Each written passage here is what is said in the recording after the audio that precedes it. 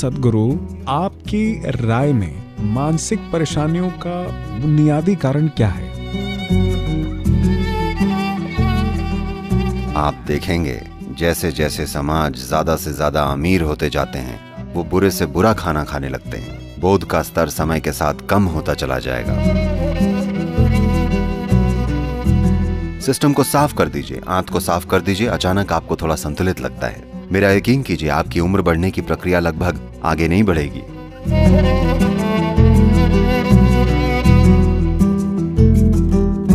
तो सद्गुरु, आपकी राय में मानसिक परेशानियों का बुनियादी कारण क्या है? अगर आप एक कारण पूछ रहे हैं तो खैर, कई हो सकते हैं। देखिए, एक चीज है, जिस तरह से हम खाते हैं वो मानसिक बीमारी का एक बहुत बड़ा हिस्सा है। जिस तरीके से आज हम केमिकल्स और हार्मोन्स को कई स्तरों पर अचेतन रूप से खा रहे हैं, वो इस पीढ़ी की मानसिक बीमारी का एक गंभीर हिस्सा है। हम खाने को कैसे अंदर लेते हैं। यूके के लिए ये थोड़ा अवास्तविक लग सकता है, लेकिन मेरी बात ध्यान से सुनिएगा। हम जीवन को इस तरह देखते हैं, एक व्यक्ति के रूप में आप जो हैं जैसे हैं, वो अपने माता पिता के कारण हैं। जिस स्कूल में आप गए, जैसी शिक्षा आपको मिली, अब जैसा माहौल आपको अपने जीवन में मिला है, इसी वजह से आप इस तरह के इंसान बने हैं, है ना? हम बहुत सारी चीजें ग्रहण करते हैं, तो हर समय आप ग्रहण करते रहते हैं। आप जो ग्रहण कर रहे हैं वो बस जानकारी और विचार नहीं है। जीवन बहुत सारे स्तरों पर ग्रहण करता है, ये ऊर्जा के स्तर पर ग्रहण करता है। तो भारत में हम ध्यान रखते हैं कि कहीं भी अगर आप कुछ ग्रहण करना चाहते हैं तो पहली चीज है कि आप अपनी पालथी लगाते हैं। ठीक है, अभी मैं उसी तरह बैठा हूं, शायद आपको दिखाई ना पड़े, लेकिन पहली चीज है कि आप पालथी लगा लेते हैं, क्योंकि हम अपने शरीर के निचले हिस्से से ग्रहण नहीं करना चाहते। हम चाहते हैं कि कोई भी पॉजिटिव चीज को ग्रहण करने का मतलब है कि हम अपने शरीर के ऊपरी हिस्से से ग्रहण करना चाहते हैं। तो अगर आप किसी जगह पर जाएं जहां हमें लगता है वो ऊर्जा की दृष्टि से शक्तिशाली है, तो पहली चीज है कि हम अपनी पालथी लगाते हैं और अपने हाथ खुले रखते हैं। जानते हैं, योग के शरीर विज्ञान में ये ऐसे है। इसके अनुसार 112 चक्र हैं, 114 हैं, लेकिन असल में मानव सिस्टम में 112 हैं। इन 112 में कुल 7 श्रेणियां हैं, हर एक में 16 होती हैं। इन 7 को दुनिया में आज आमतौर पर चक्रों के रूप में जाना जाता है। तो पहले 3 जीवन संरक्षण प्रक्रिया के लिए हैं, और बीच में मौजूद एक इनके मिलने को दर्शाता है। यहां से अनाहत और उसके आगे ये जीवन की आत्मबोध की प्रक्रियाओं से जुड़े हैं। तो उस मायने में यह महत्वपूर्ण है कि आप कुछ खास चीजें खास तरीके से ग्रहण करें। खाने को ग्रहण करने की दृष्टि से बहुत बुनियादी स्तर माना जाता है। हम खाना कैसे ग्रहण करते हैं, हम क्या ग्रहण करते हैं, यह बहुत महत्वपूर्ण है। आज हम क्या ग्रहण कर रहे हैं? फिलहाल आप देखेंगे जैसे जैसे समाज ज्यादा से ज्यादा अमीर होते जाते हैं, वो बुरे से बुरा खाना खाने लगते हैं, जिसे भारत का गांव वाला व्यक्ति छुएगा भी नहीं। बहुत प्रगतिशील शहर उस किस्म का खाना खा रहे हैं। जब मैं उस किस्म का खाना कहता हूं, लगभग हर चीज जिसे आज पश्चिमी समाज इस्तेमाल कर रहा है, वो कम से कम 30 से 60 दिन पुरानी होती है। योग में भोजन को सत्व, रजस और तमस के रूप में बांटा गया है। तमस यानी जड़ता। अगर आप कोई भी चीज खाते हैं जिसमें तमस है, तो आपके शरीर में जड़ता आ जाएगी। जड़ता का मतलब ये नहीं है कि आप बस आलसी हो गए हैं। Inertia means certain things slow down. Certain things means essentially regeneration of the system slows down. जड़ता यानी कुछ चीजें धीमी हो गई हैं। कुछ चीजों का मतलब मुख्य रूप से सिस्टम का पुनर्निर्माण धीमा पड़ गया है। आज आप जानते हैं कि न्यूरोजेनरेशन यानी तंत्रिकाओं का पुनरुत्पादन आपके मस्तिष्क को ठीक ढंग से जीवन भर के लिए क्रियाशील बनाए रखने के लिए सबसे महत्वपूर्ण पहलू है। अगर आप ऐसा खाना खा रहे हैं जो कि तामसिक है, या आपके सिस्टम के सामान्य क्रियाकलाप में आप जो हैं उसकी ऊर्जा प्रणाली में जड़ता पैदा करता है, तब आप देखेंगे कि बोध का स्तर समय के साथ कम होता चला जाएगा।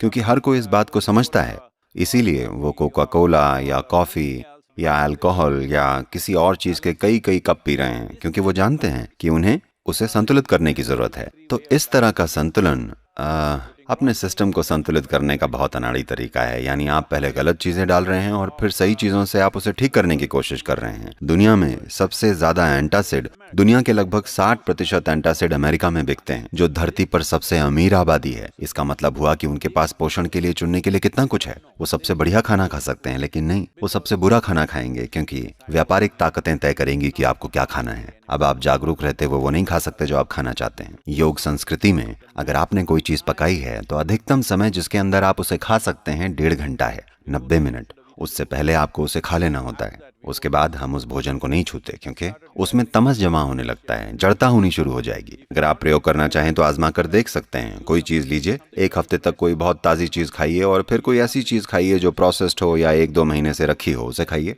आप देखेंगे कि सिस्टम में सतर्कता का स्तर आपको अपने अनुभव में पता चल जाएगा। लेकिन ये कोशिकाओं के स्तर पर हो रहा है। ये इस तरह से हो रहा है कि हम इसे ओजस कहते हैं। इसके लिए कोई अंग्रेजी शब्द नहीं है। अगर आप पर्याप्त ओजस पैदा करें, जो ऊर्जा का अभौतिक आयाम है, अगर आपके शरीर की हर कोशिका इसमें लिपटी हुई है, मेरा यकीन कीजिए आपकी उम्र बढ़ने की प्रक्रिया लगभग आगे नहीं बढ़ेगी। आपकी कोशिकीय आयु लगभग एक लंबे समय के लिए ठहर जाएगी। कुछ टेस्ट हैं जो उन्होंने मुझ पर किए हैं, पता है? उनका कहना है कि मेरी कोशिकीय आयु 25 है। वैसे मैं अभी भी 25 के जैसा ही हूं। मैं गतिविधियों का वही स्तर कायम रखे हुआ हूं, वही वजन, हर चीज वैसे ही है। ये कोई चमत्कार नहीं है। कुछ बुनियादी चीजों पर कुछ साधारण सा ध्यान देने से हर इंसान ये करने में सक्षम है। भोजन के संदर्भ में आगे बढ़ते हैं तो एक चीज होती है जिसे विरुद्ध आहार कहते हैं। यानी कि अगर आप एक चीज खाते हैं और फिर दूसरी चीज अंदर डालते हैं जो उसके विपरीत काम करती है, तब आपके सिस्टम में एक युद्ध छिड़ जाता है। आप जानते हैं पाचन की प्रक्रिया मुख्यतया अम्लीय और क्षारीय और इन सब चीजों के बीच में होती है। मिसाल के लिए, आप मांस खाते हैं जो चर्बी है। अगर आपने इसे सिर्फ ऐसे ही खाया होता तो यह उतना नुकसान न करता, लेकिन अगर आपने उसे चावल और घी के साथ खाया, आप उसे बिरयानी कहते हैं, और आपने उसे खाया, अब नुकसान बड़ा होगा, क्योंकि ये 2 चीजें एक साथ नहीं चलेंगी।